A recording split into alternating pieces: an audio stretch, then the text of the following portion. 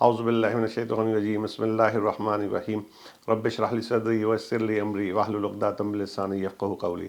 अस्सलामु अलैकुम वरहमतुल्लाह। मैं सलमान रशीद आपके साथ हूँ और आज का जो टॉपिक है वो हम फ़ायर के बारे में पढ़ेंगे।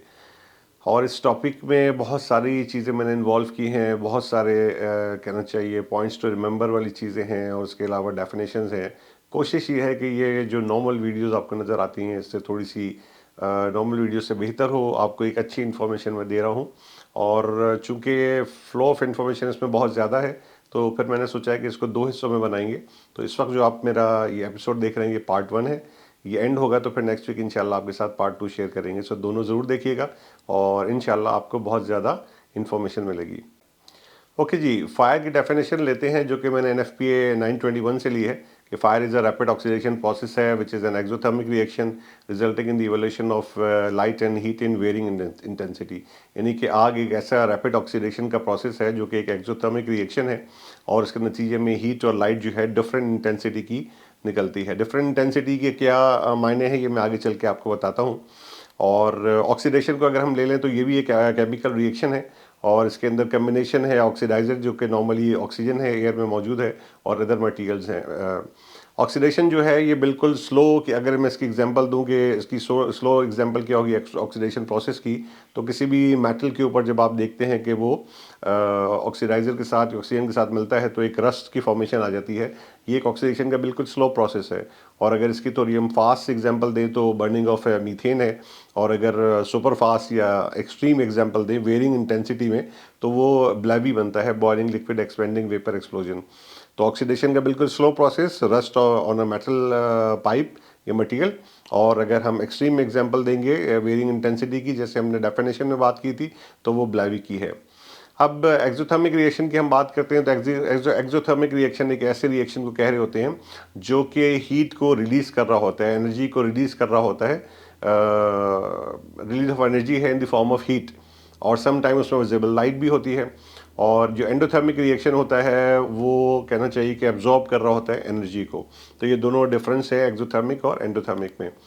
अब इग्निशन क्या है? Action of setting something on fire और स्टार्टिंग टू बर्निंग। यानी जब आप आग लगाते हैं, आप उसको एक इग्निशन देते हैं किसी चीज़ को, तो इसको हम इग्निशन प्रोसेस कहते हैं। और स्पार्क और अदर एक्सटर्नल सोर्सेज जो है वो इतनी एनर्जी प्रोवाइड कर रहा होता है कि वो जो नेसेसरी होती है इग्निशन के प्रोसेस के लिए। तो 2 फॉर्म होते हैं इग्निशन के, एक को हम कहते हैं पायलटेड इग्निशन और एक को हम कहते हैं नॉन पायलटेड यानी कि ऑटो इग्निशन।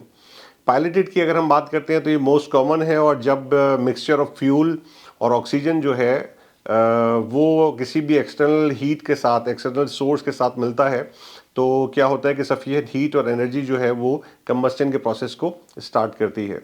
और जो ऑटो इग्निशन होता है इसमें हमें किसी एक्सटर्नल सोर्स की ज़रूरत नहीं पड़ती है। ऑटो इग्निशन में जो होता है वो जो स्टार्ट होता है विदाउट एनी एक्सटर्नल फ्लेम और स्पार्क की होता है। यानी कि जो केमिकल रिएक्शन स्टार्ट होता है इसके अंदर खुद से इतना पोटेंशियल होता है क्योंकि मिक्सचर ऑलरेडी मौजूद होता है और एक इसके अंदर जब केमिकल रिएक्शन होता है तो इतनी सफिशिएंट हीट जनरेट हो रही होती है कि वो उस रिएक्शन को सस्टेन कर रही होती है और उसको ऑटो इग्निशन को एक्स्ट्रा बाहर से कोई सोर्स ऑफ इग्निशन की ज़रूरत नहीं पड़ती है इसको। इसीलिए जो हम कहना चाहिए इसको हम कहते हैं नॉन पायलटेड है। तो ये डिफरेंस है दोनों का। 2 फॉर्म्स ऑफ इग्निशन है, पायलटेड और नॉन पायलटेड। अब कंबशन की हम अगर बात करें तो कंबशन एक ऐसा केमिकल प्रोसेस है which a substance react rapidly with oxygen and gives out heat. यानी कि एक केमिकल प्रोसेस है जिसमें जो सब्सटेंस है वो रिएक्ट करता है रैपिडली और ऑक्सीजन के साथ और हमें हीट दे रहा होता है। कंबस्टन के 2 मोड्स हैं, 2 मोड्स ऑफ कंबस्टन। नंबर 1 है नॉन फ्लेमिंग और नंबर 2 है फ्लेमिंग। नॉन फ्लेमिंग आप कह रहे होते हैं कर्स मोर स्लोली, बहुत आहिस्ता आहिस्ता हो रहा होता है जो ये कंबस्टन का नॉन फ्लेमिंग प्रोसेस है और लोअर टेम्परेचर प्रोड्यूस कर रहा होता है। स्मोल्डरिंग इफेक्ट होता है, ग्लो होता है उसके अंदर। जैसे फॉर एग्जांपल जब हम बारबेक्यू के लिए जब हम कोल को बर्न करते हैं तो उस वक्त आप देख रहे होते हैं कि उसके अंदर एक ग्लो होता है, उसके अंदर फ्लेम नहीं होता है, हीट जनरेट हो रही होती है, बहुत रेड हॉट हो रहा होता है लेकिन फ्लेम नहीं होता है, तो उसको हम नॉन फ्लेमिंग कह रहे होते हैं। और जो फ्लेमिंग होता है वो रेफर्ड करता है जैसे कि वो विजिबल फ्लेम को प्रोड्यूस कर रहा है। उसी को अगर आप कंटिन्यूसली कहना चाहिए उसके ऊपर हवा देते रहेंगे तो उसके बाद क्या होता है कि प्रॉपर कंबस्टन स्टार्ट होती है और वो फ्लेमिंग कंबस्टन कहलाती है क्योंकि उसके अंदर विजिबल फ्लेम मौजूद होता है। तो ये कंबस्टन के भी 2 मोड्स हो गए, फ्लेमिंग और नॉन फ्लेमिंग। अब हम आते हैं फायर के मॉडल्स की तरफ। तो दो मॉडल्स हैं, एक को हम ट्रायंगल कहते हैं, फायर ट्रायंगल, दूसरे को हम कहते हैं फायर टेट्राहेड्रन। फायर ट्रायंगल का मतलब वही तीन चीज़ें हैं, दोनों के एलिमेंट्स जो हैं वो सेम है, मासिवाय एक के जो फायर टेट्राहेड्रन में चेंज होता है।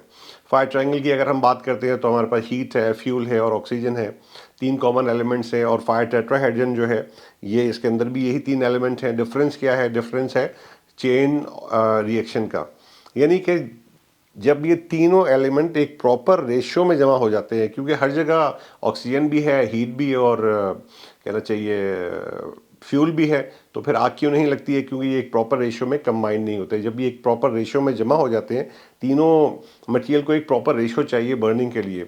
ऑक्सीजन को भी चाहिए, एक ऑक्सीजन एक पर्टिकुलर रेंज में होनी चाहिए। इसी तरह से फ्यूल अपर और लोअर एक्सप्लोजिव लिमिट के अंदर होना चाहिए, फ्यूल की भी एक कंसंट्रेशन आपको चाहिए। और इसी तरह से हीट भी इतनी सफिशिएंट होनी चाहिए कि मटेरियल अपने फ्लैश पॉइंट तक पहुंच सके।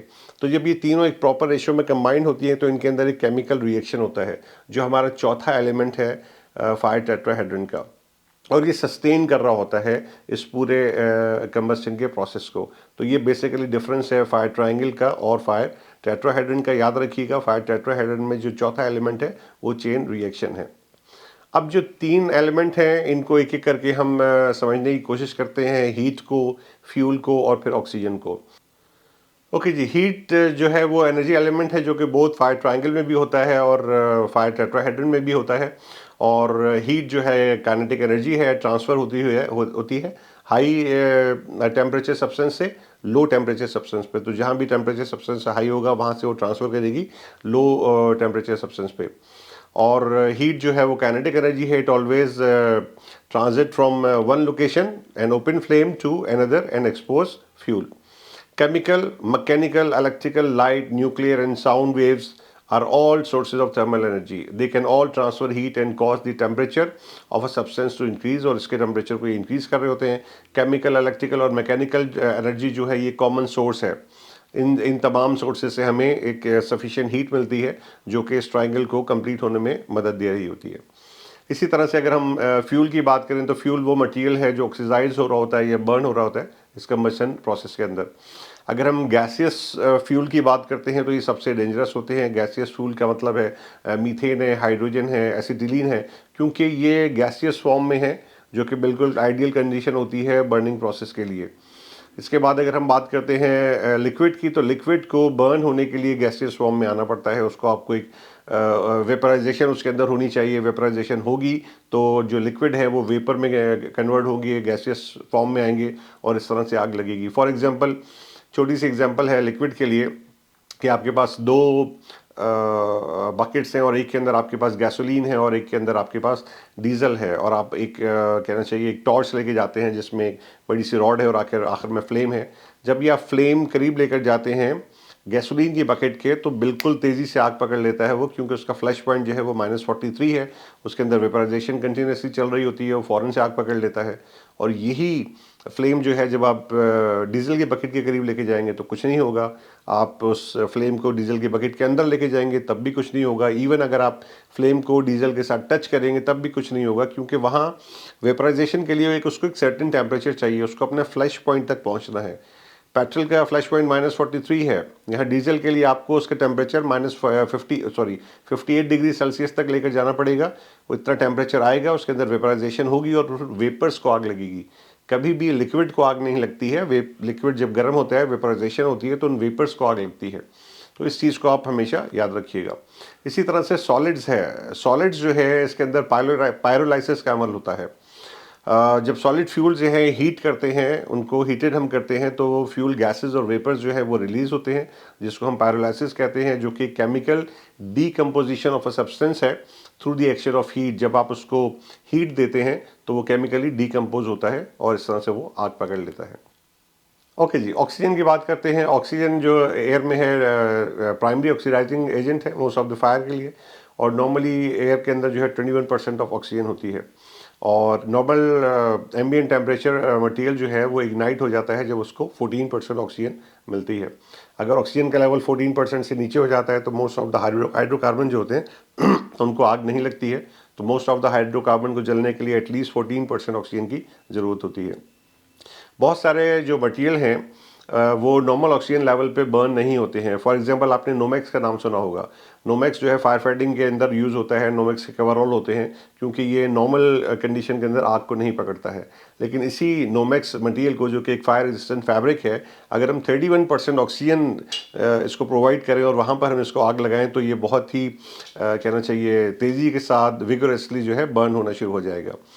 और जो एनरिच ऑक्सीजन एनरिच एटमॉस्फेयर होता है, वहाँ की जो फायर होती है वो बड़ी डिफ़िकल्ट होती है और पोटेंशियली बहुत सेफ्टी हैजर्ड्स होते हैं फायर फाइटर के लिए उन आग को एक्सटिंग्विश करना।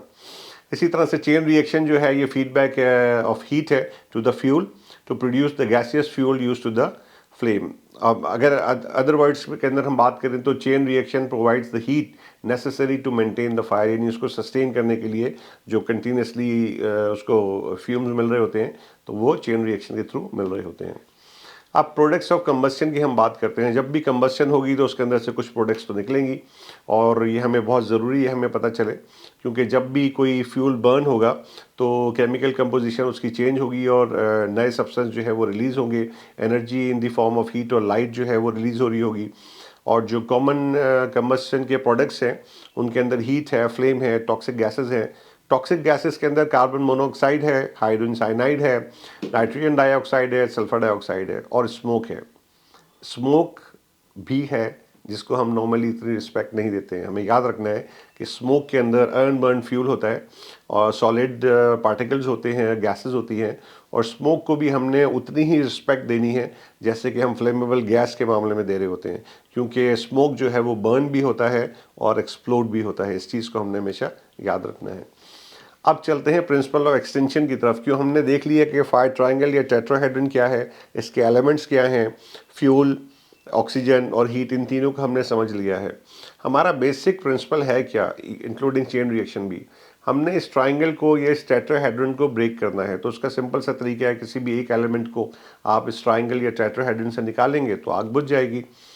जो प्रिंसिपल ऑफ एक्सटेंशन है, इसमें जो तरीक़ेकार हम यूज़ करते हैं वो 4 हैं। हम कहते हैं कि जी स्मदरिंग का प्रोसेस है, यानी कि आप ऑक्सीजन की सप्लाई को कट ऑफ कर दें, ऑक्सीजन को वहाँ से कम कर दें। उसके बाद कूलिंग का इफेक्ट है, उसको आग को ठंडा कर दें, या फिर स्टारवेशन है, फ्यूल की सप्लाई को आप वहाँ से कट ऑफ कर दें, या फिर जो फायर टेट्राहेड्रन है उसमें जो चेन रिएक्शन है उस चेन रिएक्शन को आप ब्रेक कर दें। तो सबसे पहली चीज़ क्या है, स्मदरिंग है। स्मदरिंग क्या है कि उस जगह पर अगर आप कोई इनर्ट गैस रिलीज़ कर देते हैं जो कि हैवियर देन एयर है, तो वो क्या करती है कि फॉर एग्जांपल अगर आपने किसी भी एरिया में आग लगी है और किसी इलेक्ट्रिकल सॉकेट पे आग लगी है और वहाँ पर जब आप CO2 का फायर एक्सटिंग्विशर यूज़ करते हैं, CO2 चूँकि हैवियर देन एयर है तो वहाँ से ऑक्सीजन को डिस्प्लेस करती है और आग को बुझा देती है। अब जो पिक्चर आपके सामने नज़र आ रही है, इसको अगर आप देखें तो आपको नज़र आ रहा होगा कि एक ड्रम के अंदर आग लगी हुई है। लेट्स सपोज कि छोटी सी एक ऑयल की आग है जो इस ड्रम में लगी हुई है। अब इसको हम स्मदरिंग के तरीके पे कैसे बुझाएंगे? पहला तरीका तो ये है कि इसको आप कवर कर दें, इसके ऊपर कोई इसका कैप रख दें और वो अच्छे से सील कर देगा सारे एरिया को। ऑक्सीजन की सप्लाई अंदर नहीं जाएगी, स्मदरिंग का प्रोसेस होगा, आग बुझ जाएगी। अगर आपके पास फायर ब्लैंकेट है, फायर ब्लैंकेट को इस्तेमाल कीजिए, पूरी सरफेस एरिया को कवर कर दीजिए, ऑक्सीजन की सप्लाई आपने कट ऑफ कर दी और इस तरह से स्मदरिंग के प्रोसेस में आपने आग को बुझा दिया। तीसरा तरीका क्या है, आप इसके ऊपर फोम का फायर एक्सटिंग्विशर यूज़ कर सकते हैं, क्योंकि ऑयल फायर के लिए सबसे बेस्ट है फोम का फायर एक्सटिंग्विशर। फोम क्या करता है, फोम भी स्मदरिंग का इफेक्ट देता है। फोम जो है पूरी ऑयल की लेयर के ऊपर, सरफेस के ऊपर कवर कर देता है पूरी एरिया को, और जो ऑक्सीजन की सप्लाई है वो कट ऑफ हो जाती है, आग बुझ जाती है। इसी तरह से अगर किसी जगह पे पेट्रोल स्टेशन पे पेट्रोल लीक हुआ, उसमें आग लग गई और वहाँ पे अगर हम सैंड डाल देते हैं तो वो भी स्मदरिंग का इफेक्ट कर रहा होता है। तो आपने ऑक्सीजन की सप्लाई को कट ऑफ करना है, मतलब आपने स्मदरिंग का प्रोसेस अप्लाई करना है और आग को आप बुझा लेंगे। सेकेंड चीज़ है कूलिंग। कूलिंग का मतलब है कि उस चीज़ को आपने ठंडा करना है। लेट्स सपोज किसी ऑर्डिनरी कंबस्टिबल मटेरियल है, वुड है, पेपर है, क्लॉथ है, प्लास्टिक है, रबर है। अब इन मटेरियल के ऊपर जब आग लगती है तो आप क्या करते हैं, आप पानी का इस्तेमाल करते हैं, क्योंकि ऑर्डिनरी कंबस्टिबल मटेरियल है। पानी क्या करता है, ये क्वेंच करता है, हीट को एब्जॉर्ब कर देता है और जो मटेरियल जो जल रहा होता है उसको उसके फ्लैश पॉइंट से नीचे ले जाता है। तो जैसे ही टेम्परेचर फ्लैश पॉइंट से नीचे जाता है, आग बुझ जाती है। इसके लिए आप पानी का फायर एक्सटिंग्विशर यूज़ कर सकते हैं, होस से पानी अप्लाई कर सकते हैं, या फिर कुछ कंडीशन में अगर आपके पास पानी नहीं है तो आप फोम का फायर एक्सटिंग्विशर भी यूज़ कर सकते हैं, क्योंकि फोम के अंदर 97% पानी होता है। अब आप चलते हैं थर्ड ऑप्शन की तरफ, जो है स्टारवेशन। स्टारवेशन का मतलब क्या है कि फ्यूल की सप्लाई को आपने कट ऑफ करना है। आप प्रोसेस एरिया में हैं, आप किसी और जगह पे हैं और अगर आग लग गई है तो फिर आपने क्या करना है, आपने फ्यूल की सप्लाई को कट ऑफ करना है, if you are authorized to do so. Fuel की सप्लाई ऑफ जब तक आप कट ऑफ नहीं करेंगे आग लगती रहेगी, आपके लिए बुझाना बहुत मुश्किल होगा। तो फ़ौरन से फ्यूल की सप्लाई को कट ऑफ करें। गैस फायर में याद रखिएगा कि गैस फायर में सबसे पहले आपने गैस की सप्लाई को ऑफ करना है। गैस की सप्लाई को सबसे पहले ऑफ कीजिए, उसके बाद आप जब तक गैस की सप्लाई ऑफ नहीं होती आप सराउंडिंग एरिया को कूल डाउन करते रहें। तो गैस की सप्लाई एक दफ़ा ऑफ हो गई, अब आप देख लें मटेरियल कौन सा है, उसके हिसाब से आप वहाँ पे अप्रोप्रिएट मीडिया यूज़ करें। इसी तरह से इलेक्ट्रिकल की फायर है, सबसे पहले आपने इलेक्ट्रिकल की सप्लाई को ऑफ करना है। सप्लाई को, फ्यूल की सप्लाई को आपने कट ऑफ कर दिया, आग बुझाने में समझिए आपने 50% ज़्यादा अचीवमेंट ले ली है। और लास्ट नॉट द लीस्ट वो आपका तरीक़ाकार होगा चेन रिएक्शन का, यानी कि इनहिबिटिंग चेन रिएक्शन को आपने ब्रेक करना है। याद रखिए कि पहले हेलोन फायर एक्सटिंग्विशर होता था जो चेन रिएक्शन को ब्रेक करता था। फायर टेट्राहेड्रन में जो चेन रिएक्शन था उसको हम हेलोन फायर एक्सटिंग्विशर के ज़रिए ब्रेक करते थे। लेकिन हेलोन जो है चूंकि ओजोन को नुकसान पहुंचाती थी, 1998 से उसको बैन कर दिया गया है। अब भी हम इस चेन रिएक्शन को ब्रेक करते हैं, कैसे? ड्राई केमिकल फायर एक्सटिंग्विशर से। ड्राई केमिकल फायर एक्सटिंग्विशर क्या करता है, इसका प्राइमरी मकसद जो होता है ये चेन रिएक्शन को ब्रेक करता है, और सेकेंडरी मेथड क्या होता है कि ये स्मदरिंग का इफेक्ट दे रहा होता है कि ख़ास तौर पे जो मोनेक्स का पाउडर है इसके पार्टिकल्स जाके फायर के अंदर जब जाते हैं तो ये बर्स्ट होते हैं, और जो फायर के रेडिकल, फ्री रेडिकल इधर से उधर घूम रहे होते हैं और तेज़ी के साथ आग को फैला रहे होते हैं, ये उसको क्विंच कर देता है, ये उसको बुझा देता है। तो ये जो चेन रिएक्शन चल रहा होता है इस चेन रिएक्शन को स्टॉप कर देता है। लेकिन जब आप ड्राई केमिकल फायर एक्सटिंग्विशर को लिक्विड फायर के ऊपर यूज़ कर रहे होंगे तो ख्याल कीजिएगा कि आग बुझाने के बाद थोड़ी देर वहीं खड़े रहिएगा, उसी पोजीशन के अंदर। क्यों? क्योंकि इसने चेन रिएक्शन को ब्रेक किया है, टेम्परेचर अभी मौजूद है, फ्यूल अभी मौजूद है, फ़ौरन से आग लग सकती है। तो अगर आपने जाना भी है तो स्टेप बैक होते हुए जाइएगा, ताकि अगर दोबारा आग लग जाती है आप फ़ौरन से पोर्टेबल फायर एक्सटिंग्विशर को इस्तेमाल करेंगे और आग को बुझा लेंगे। तो जनाब ये यहाँ तक की जो है इंफॉर्मेशन ये पार्ट 1 में है, तो मैं इसको यहाँ पर एंड करूँगा कि हमने फायर के बारे में पढ़ लिया है, फिर हमने एक्सोथर्मिक एंडोथर्मिक रिएक्शन के बारे में जाना है, हमने और बाकी चीज़ों को जाना है, हमने फायर के एक्सटेंशन मेथड्स को जाना है। ये सारी चीज़ें हमने समझी हैं। अब बाकी चीज़ें जो हैं वो क्लासिफिकेशन ऑफ फायर से लेके एंड में बहुत सारी डेफिनेशंस हैं, इनको हम नेक्स्ट वीक पार्ट 2 के साथ डिस्कस करेंगे। सो थैंक यू गाइस, अल्लाह हाफ़िज़।